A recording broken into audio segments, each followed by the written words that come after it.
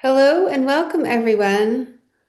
Have you ever wondered the nature of consciousness, or perhaps how we perceive reality across different dimensions? Well, today we're here with Peter Roth, and we're going to discuss just that and also potentially dive into elemental consciousness, the relation between awareness, the elements, water, fire, plasma, whatever else wants to weave with us in the discussion. Welcome, Peter. Thank you for being here. Well, Sai, thank you so much. I always love talking with you. You too. Yeah, thank you. So what would you like to know? Well, how did the journey begin into your exploration of higher consciousness? Was there correlations between navigating different dimensions, or what began the expedition for you? Well, it all started at birth because I had to be resuscitated. And so I actually had an experience of the other side, even though that's where we come from anyway. But once we're born, there's a veil, and so those people and infants even who have had near-death experiences have an understanding, and especially at birth, that we're still very aware. We're not in the baby mind so much, but we are very awake. And to go into a near-death experience and see the greater universe, as briefly as it might have been, is life-changing. And there was even research done on infants and toddlers who had to be resuscitated, and what became of them later in life, and they all became different, different than normal, and not knowing why. It's just that their souls knew more than other souls knew because they had that experience. So I think that's where I came from, and at least in this life, and and then I grew into just being intuitive. It was like it was just naturally for me. It was natural to tap into our psyches and our body and to know things. I remember I was a guest on a daily talk show in New York City that the host was very popular, and he would bring people on to debate issues with. And he would bring me on to debate issues with them about subjects that I really didn't understand, logically, but my intuition did. So I could actually know things that and debate with people about information that I had no background in, but I was really good at it. And I've actually been with scientists and have had downloads of scientific information to give them that I do, and I don't even know what I'm talking about.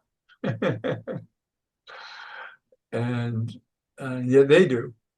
So, and they're grateful for what I share with them. So it's kind of interesting to experience myself in ways that I didn't understand why I was the way I was. I just was. And there was a time I was writing a running book on where to run in 125 American cities. And I traveled and I went to about 35 of them.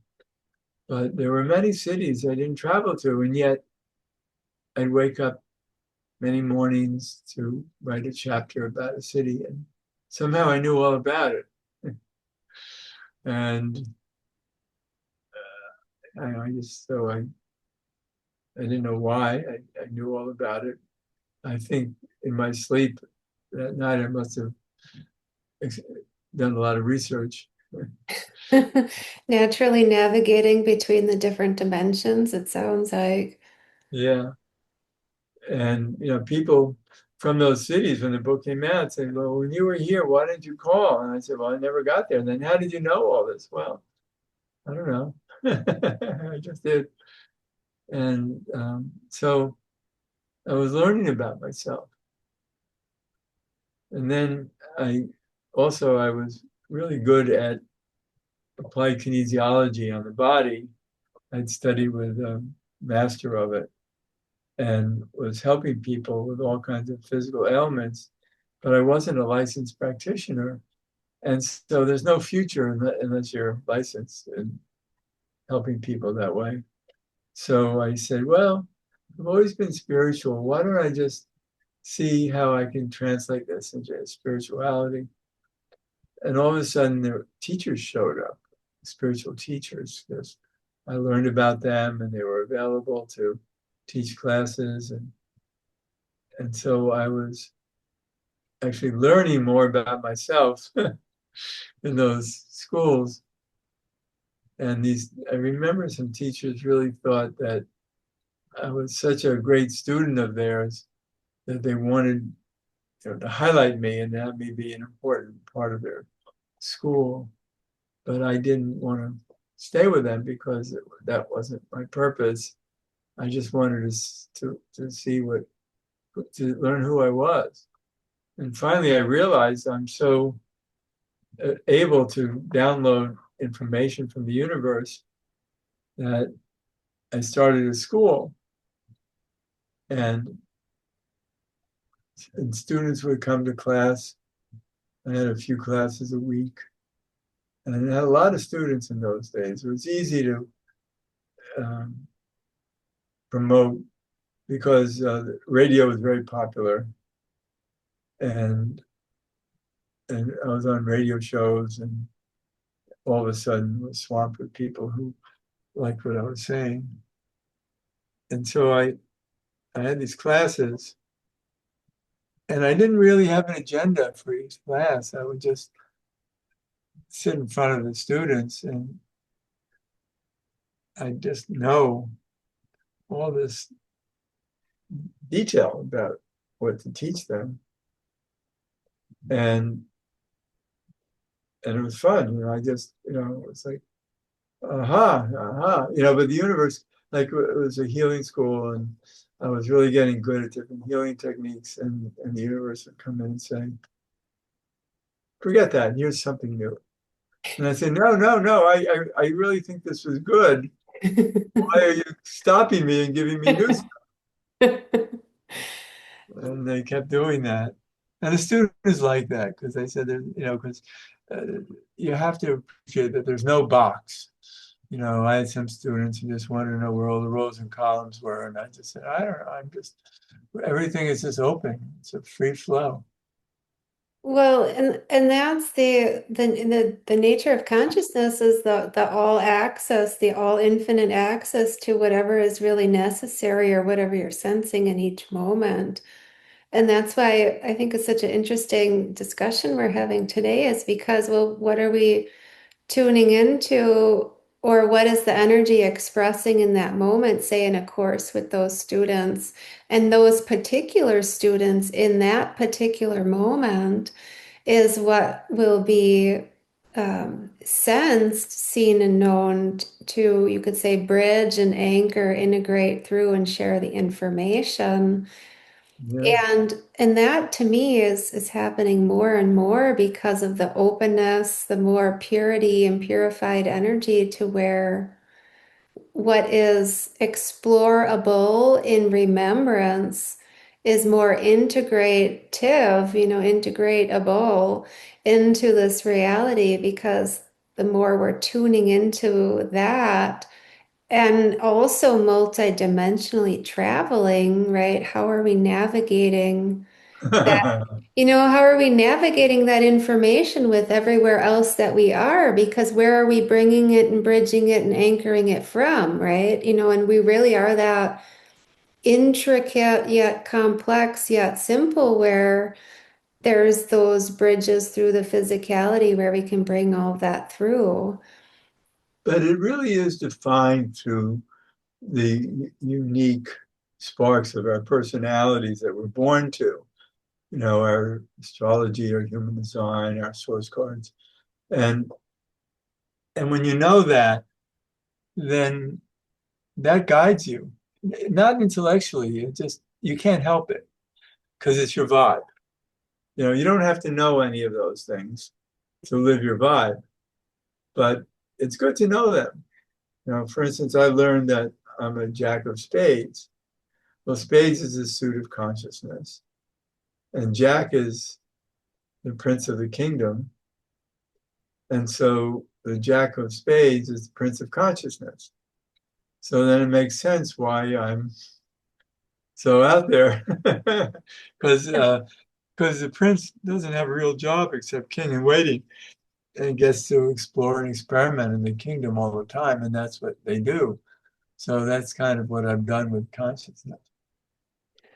Do you have a, like over the, exploration through your life journey up to this point, do you have certain ways that you navigate the different dimensions and the different traveling of the planes of consciousness as you're exploring? Is there an I would like to evolution? have that control over it, but I find that it's just a flow. I'm flowing. I have some intention, not necessarily conscious intention, but a knowing, and things show up. It's like with these classes I had, I had no agenda, and I remember, sometimes a student would come in and say, "Where's the agenda?" And the other students would say, "We don't want one. We like it the way it's going." So, it's not like I have an agenda about particular levels of consciousness either. They just happen. And uh, and sometimes, it's voices speak to me out of the blue with instructions. A lot of times it's me asking for direction and stuff like that, and having exchanges with higher consciousness of all levels. But there are times when um, the universe knows best, and I'm just told what to do, and I've learned not to argue. Yeah, don't do that. Right. There was a time where I said, "But no, no, that's not what I want." Well, and I learned that it better be what I want because it's not going to work out otherwise. That's very true. It's not easy. It hasn't been easy being me because to me, I'm such a mystery, let alone to other people. And a lot of people are intimidated by me because it's not like I'm this, strong, like you. I don't look the part, you know, um, you know, you're somebody who just lives with a magical appearance, and you work magic, and you can see that in the way you appear. But I'm kind of a plain brown wrapper person, and people have no idea. I'm kind of invisible when I'm not expressing myself, and I kind of fade in places, and people have no idea I'm even standing there. It's amazing, and it was shocking to me many times when I'd be overlooked by people when I'm standing right in front of them, and not realizing that they can't really see me, you know. Right. And it's fascinating. I remember being a number of times in communities where I'd stand in the middle of the floor with a big smile on my face, a welcoming smile, and people would walk past as if I wasn't there. And it's like, wait a minute, that doesn't make sense. But over time, I've learned that it's just how I'm designed. Well, and that brings up a wonderful point about the frequency that, one is vibrating at will actually, on occasion, experience those things where, somebody may be magnetically drawn to you or, groups drawn to you because of your frequency, but it's also receding or creating that, so, so-called invisibility where people just, the frequency is emanating so swiftly that people don't see it because it's not on their wavelength or the bandwidth where they can even Exactly. perceive. They're not able to perceive that who you Right. are and your magnitude. But what that's also interesting too is part of what we were bringing up in the beginning of the discussion is how that interaction is with the environment too, because and anyone's really emanation, existence, and beingness, how is that interacting with other consciousness, right? Like say the ether and the air and the or the consciousness of trees and fairy kingdoms and inner earth, like you and I have discussed before. There's all these other consciousnesses, if that's a word, Right. where we can, depending on our frequency bandwidth, perceive and interact with each other. And how does that occur? And how has that occurred for you with different consciousness, with who you are and what you see, and also what sees you, who sees you, and how does that unfold for you? In ways that I don't expect. And because I can't really walk into nature and meet it directly.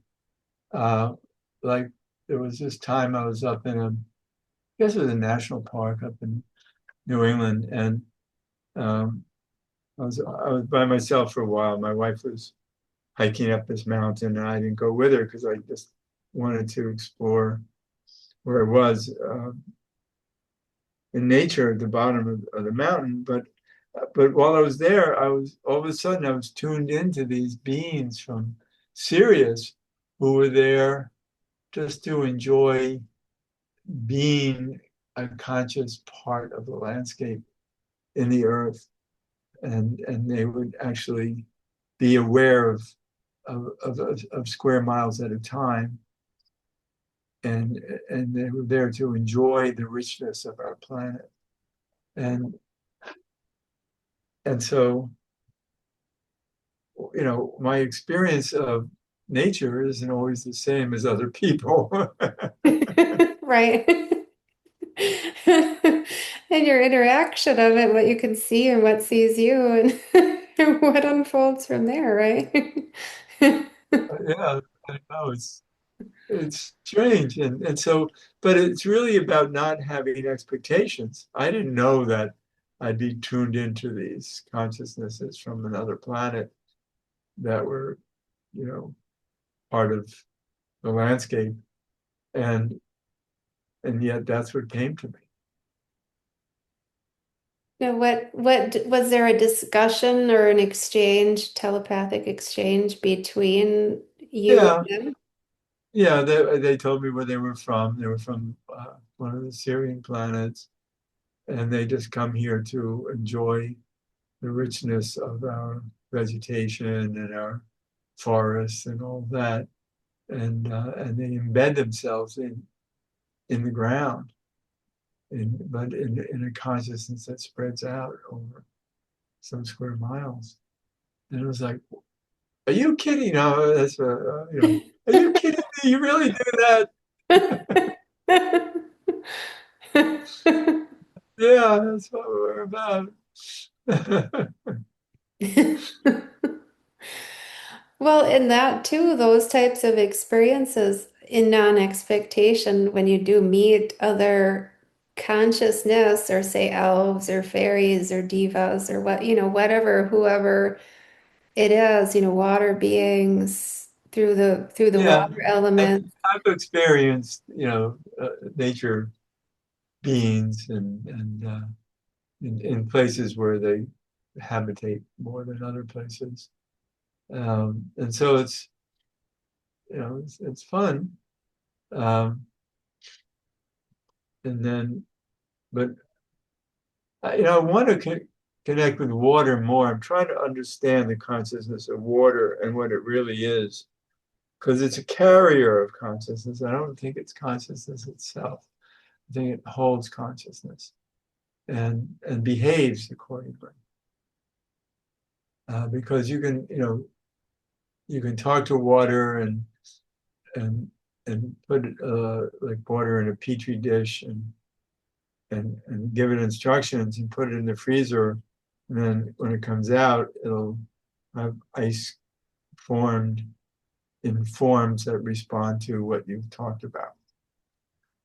So it actually talks to you. But is the water talking to you, or is it a carrier of consciousness that water is very pliable with? Well, it feels to me like a symbiosis and exchange because when I experience water very deeply in that way with information because of the memory within the water. And also because to me, the water, wherever it is, there's no end and no beginning of how it actually is the cosmos and is creation. So it, Exactly. yeah, there's libraries and chapters within each place, you could say place, but that water that's ever flowing is still from source. So Right. it's so much like liquid galactic plasma to me, and I feel like the I want to say vastness, but vastness doesn't feel large enough to what is within the water, which is source in its creation itself. So I think and feel it's a really important thing for people to start to open to if they haven't already through these different elements. And, of course, the elementals too within the elementals, but the elements, we look at water or fire, smoke, air, wind, there's so much information But with, it's yeah. information that flows through. Yes. And what is it? Of course, what is it where, because some of it that has been clearing out, morphogenetic field, the water memory of things that have been imprinted within Right. it. But it holds. But it Oh. itself, water itself, I don't believe is a thinker. I think it holds thinking. Yes. Well, in many ways now, I don't know if you've heard this before, but I've been hearing this more and more with discussions that beyond we look at ourselves as energy, right? But really we're fields of information, fields of information. So that water too, parallelly, is fields of information. And what layer are you tuned into? And what bandwidth, again, is very similar to like what bandwidth or frequency somebody is on. That'll be what you can receive or you could say hear, but also access and potentially clear or communicate to it. But I don't feel it's a thinker, but it's definitely a holder of libraries of information, of eons of information. Right. But then again, it's tapped into the implicate universe, just like we are. Um, and and we create the explicate universe through our presence and our consciousness of it.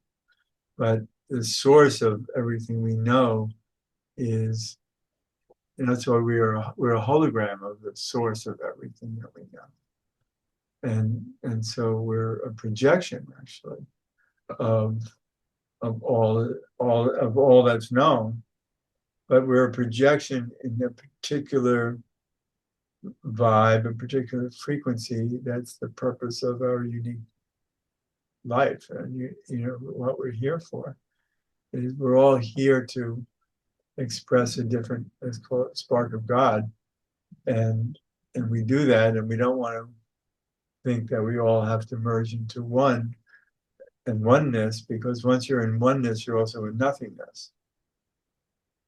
So we have to enjoy vive la différence. Right. Right. And that's one thing that you represent to me is how, uniquely special your spark reveals itself through your work and how you present yourself. And it's wonderful to, experience the unique sparks in people when it's revealed so strongly, and I guess in some way I'm not that, except for the people who need to know me. And um, and it's unique because I found that over the years my practice of counseling and healing and all that really only attracted people of very high consciousness, and I wasn't getting you uh, just the public marching in. Right. And it was amazing who I would attract. I would attract, you know, gurus and rinpoches and uh, rabbis and rebbes and all kinds of wise people um, who sought me out. And it's like, okay, I guess I know why you're here because I tap in ways that you need to know more. And so I'm a vehicle for people who really wanted to take their knowing to another level.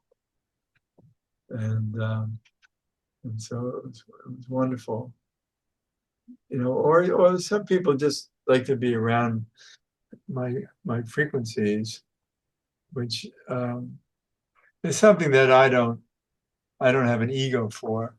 I've just witnessed it, and that's my relationship with Inner Earth is that way. Many of the visitations of people from Inner Earth come just without a purpose other than just to hang out and know my frequency. I even had a visitation not long ago of three men and a little boy, and it was like, okay, um, who's the father? And they said, none of them. I said, well, why did you bring this little boy here? I said, well, he's from our community. We wanted him to just experience your frequency. Oh, So, interesting.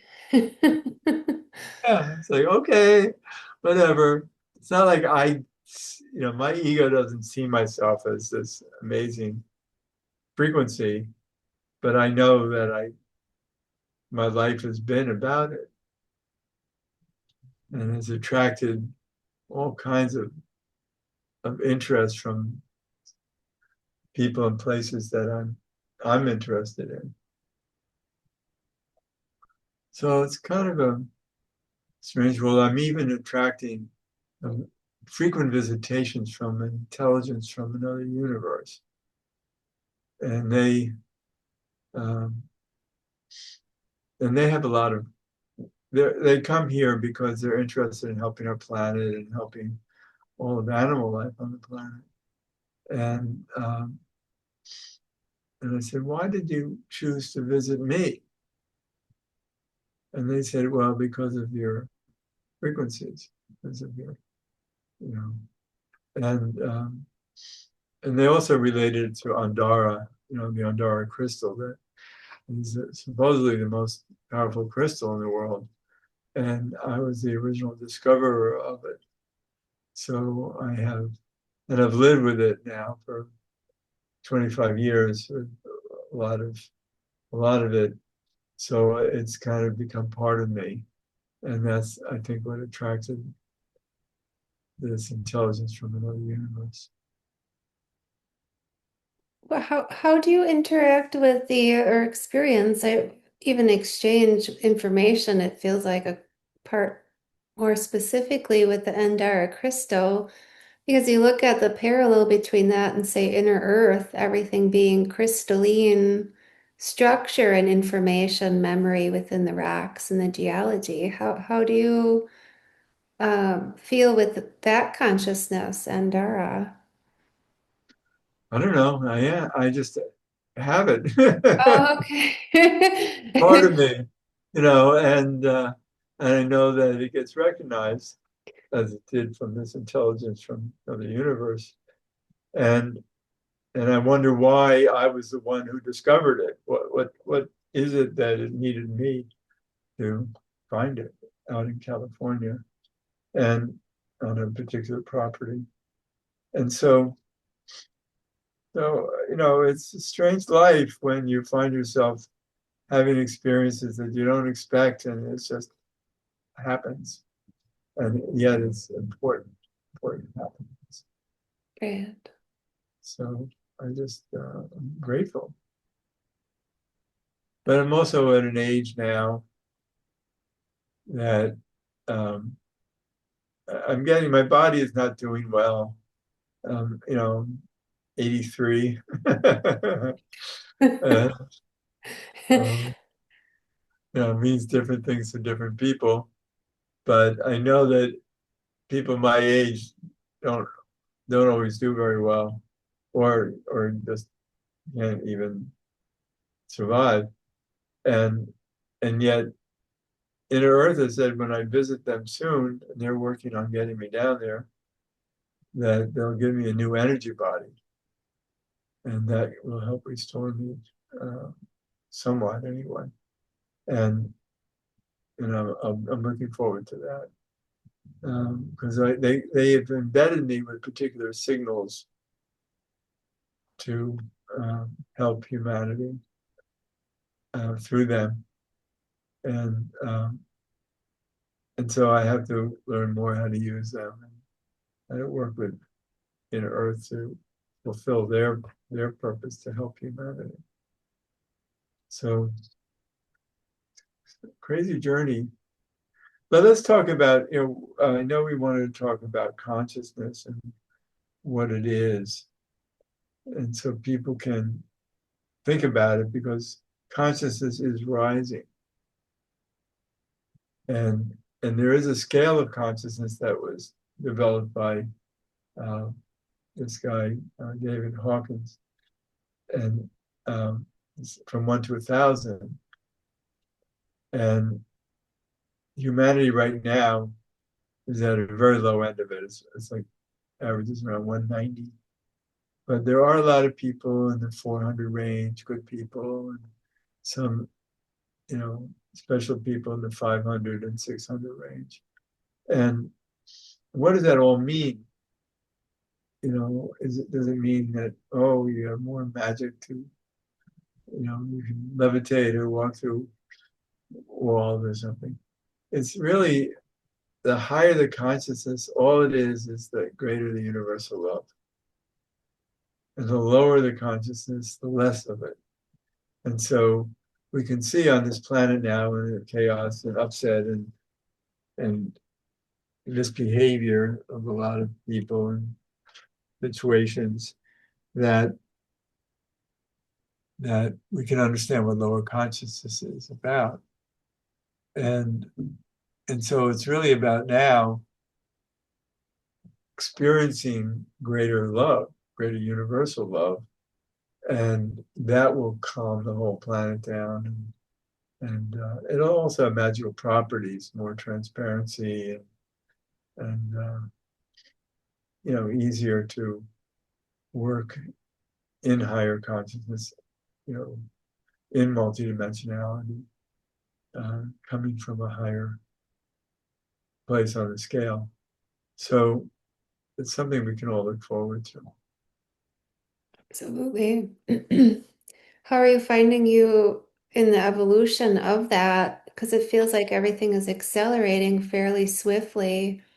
How are you evolving with that, with consciousness rising? Are you getting more information that you're integrating and offering, sharing through your courses? More people coming to you with questions? Well, I have classes. I have my Monday night classes where I explore just different subject matter.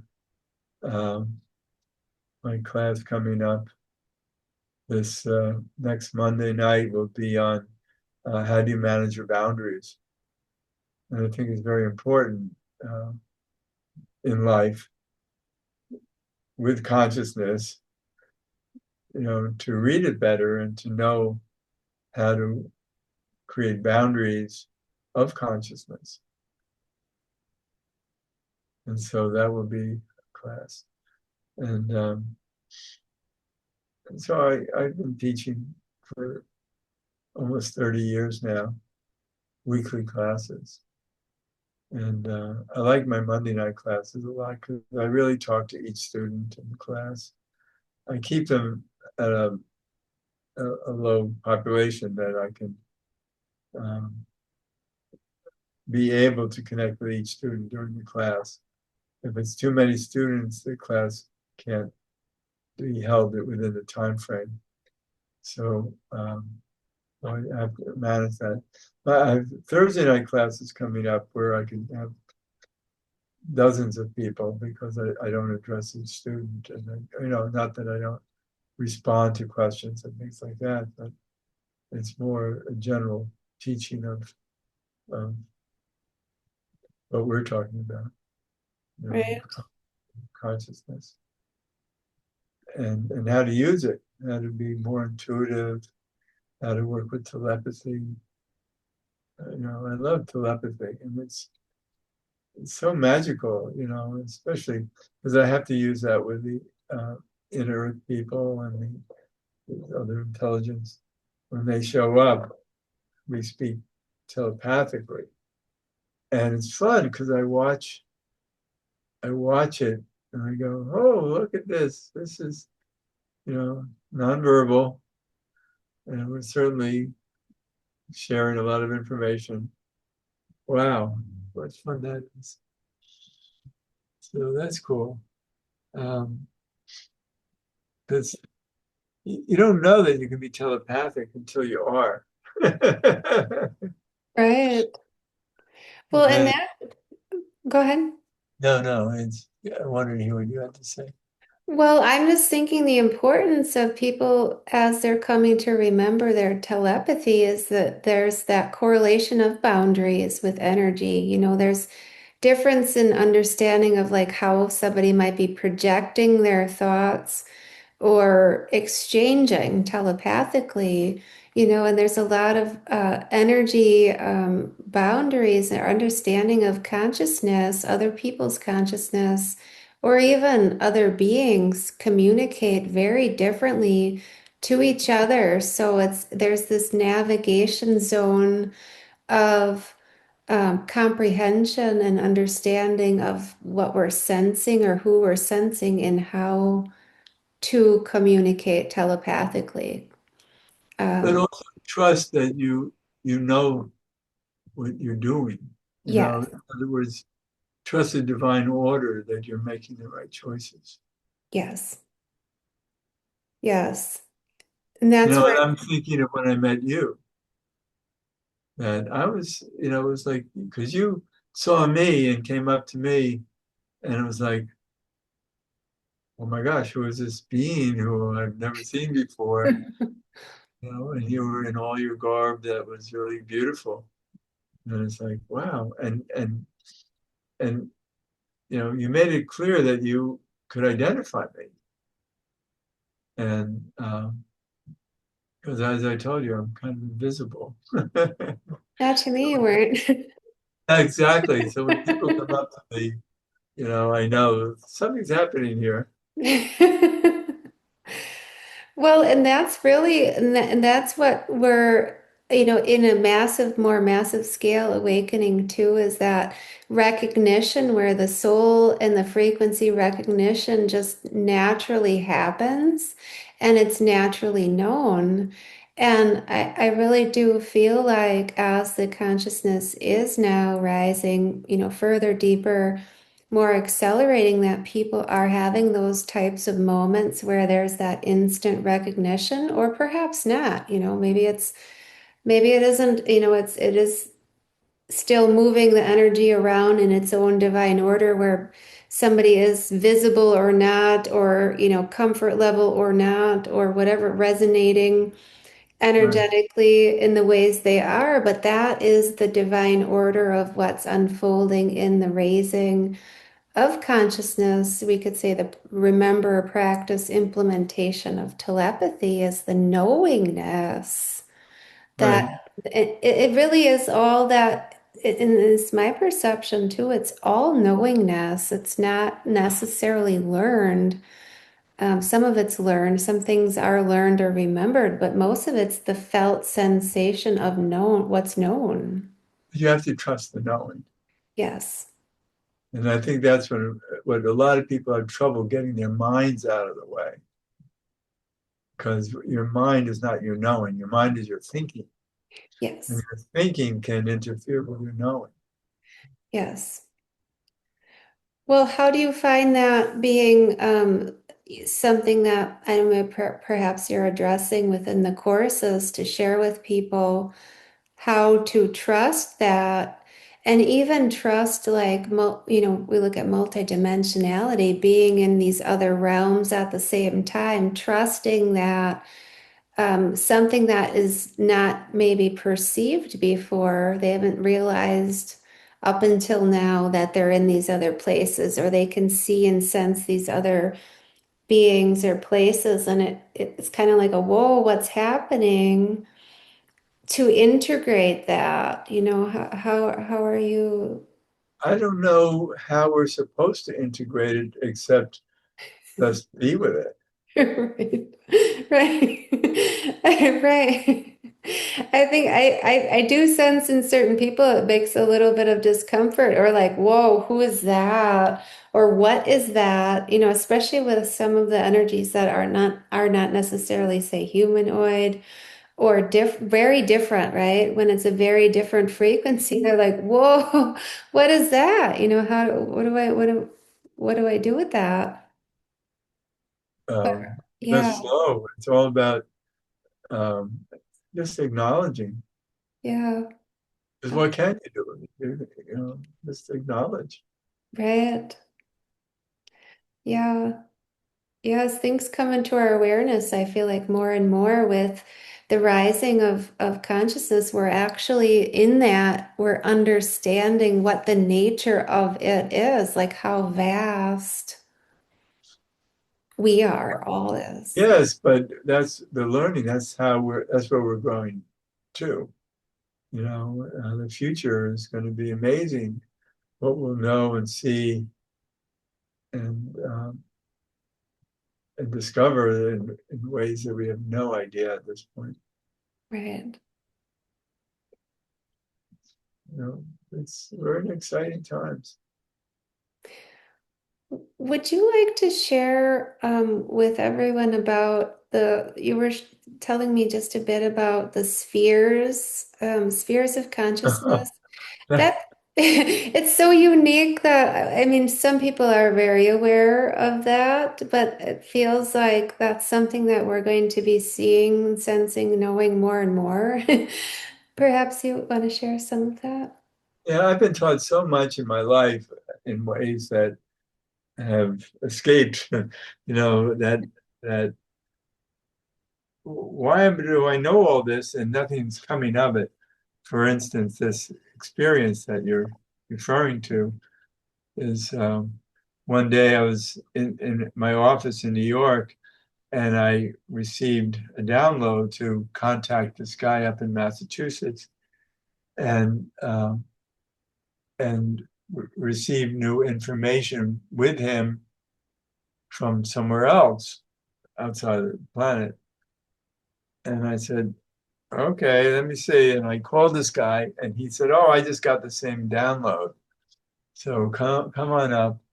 And I did. And we went out into the woods and his job was to channel information that was coming from one of the Syrian planets.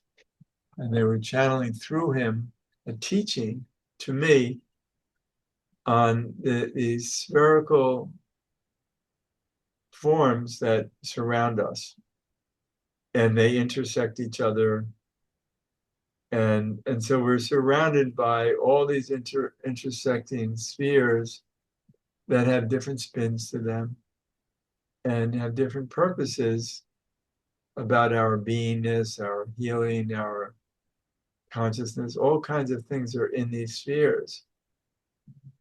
And I was shown how they work, how they're structured, and how to work with them in a lot of detail.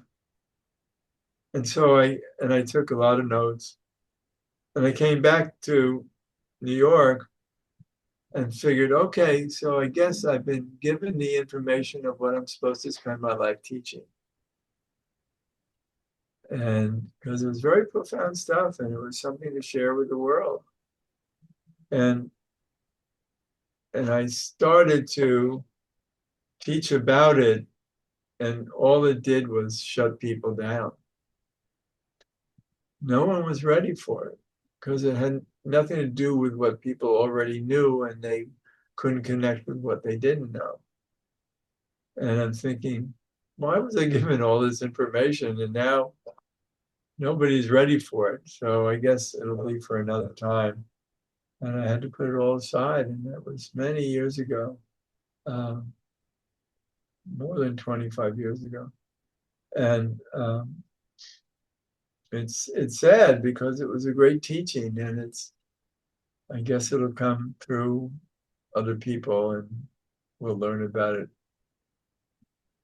you know, from people who are more designed to have the egos to push the information around. Um, I guess I never had a big ego about any of this to be full of myself and demand things from people to have to listen.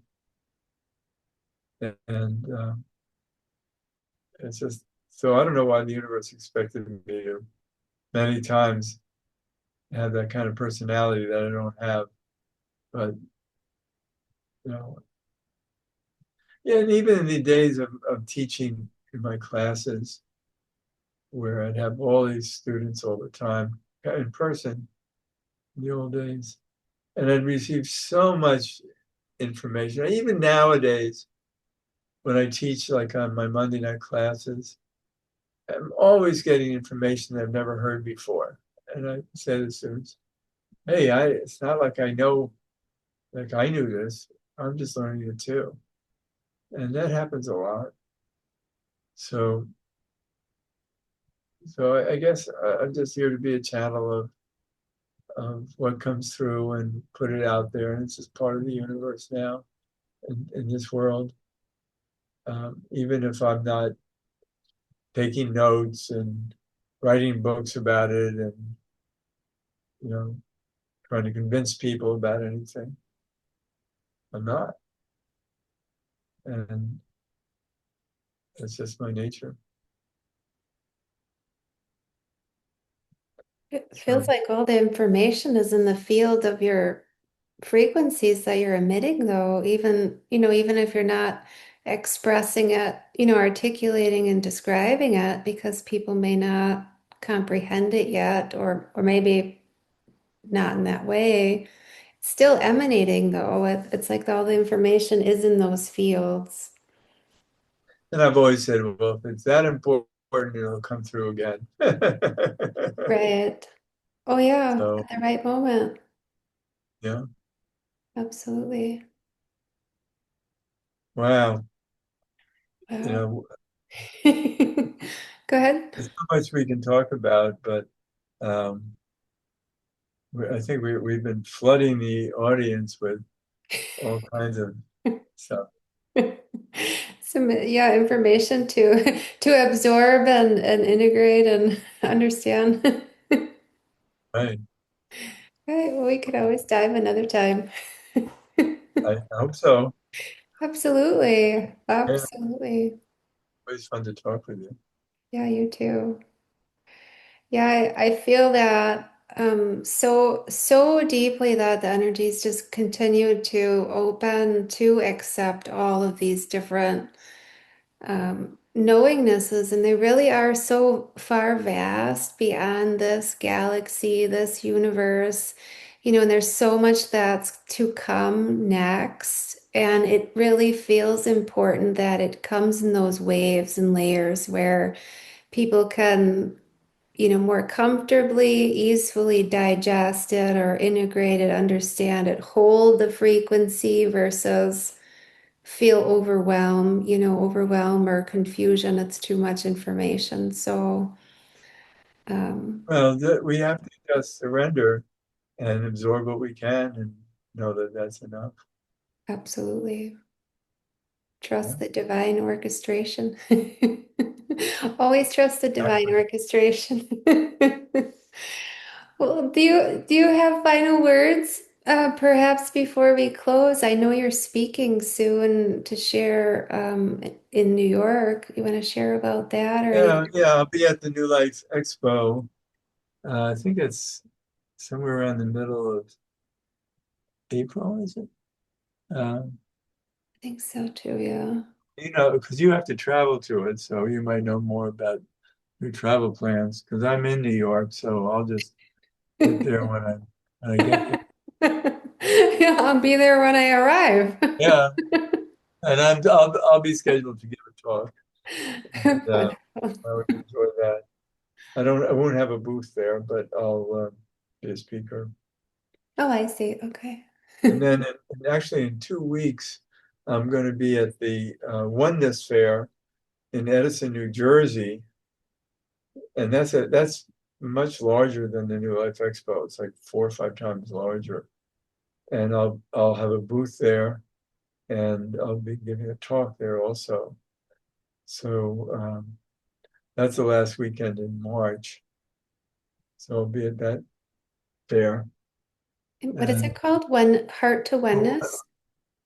yeah, something the Oneness Fair Oh, in one. Edison, New Jersey. Okay. Heart of Oneness, maybe that's it. Okay. Yeah. Um, so yeah, I was there last year, and I really thought it was very a very dynamic place. Okay. Um, Great. Any So and then I have classes, and people can go to my website heartriver.org and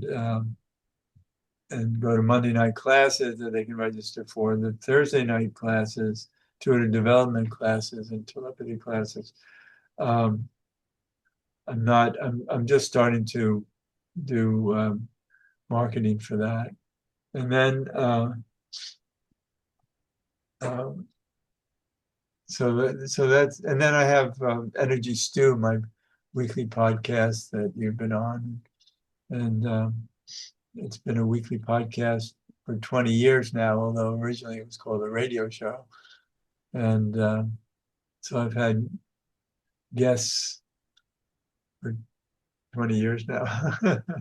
So a lot of people is weekly, and it's only a half-hour show, so it's kind of easier to do that way. And I think it's easier for an audience to listen to a half-hour show uh, regularly. Go, oh, I don't have to give you know Peter that much time each week to listen to his shows. Right. Absolutely. Well, heartriver.org you said, and we'll put that in the video also, right? Heartriver.org. Uh-huh. Okay. Any final words before we say la vie for the audience as I'm they, just very happy for people who have been listening to us. yeah, I'm likewise. glad that, grateful that they're there. And it says a lot about them that they are interested in what we're talking about. Absolutely. Yeah. Absolutely. Thank you, everyone, for tuning in. And thank you, Peter, for joining us today with your wisdom, your My great excite. pleasure. Yeah, always a pleasure to meet and discuss with, I feel like an old friend from the galaxy. So We are, I know we are. I know we are so, I feel like we're so ancient. We Well, working that's, together. well, I'm ancient in this life also at 83 years old. Yeah. But it's all right because I have a lot more to do. Oh It's, yeah. You're yeah, just getting warmed up. yeah. Well, I thank everyone for tuning in and Peter Roth. And until next time, we will see everyone then. Wishing so much love to everyone. Bye.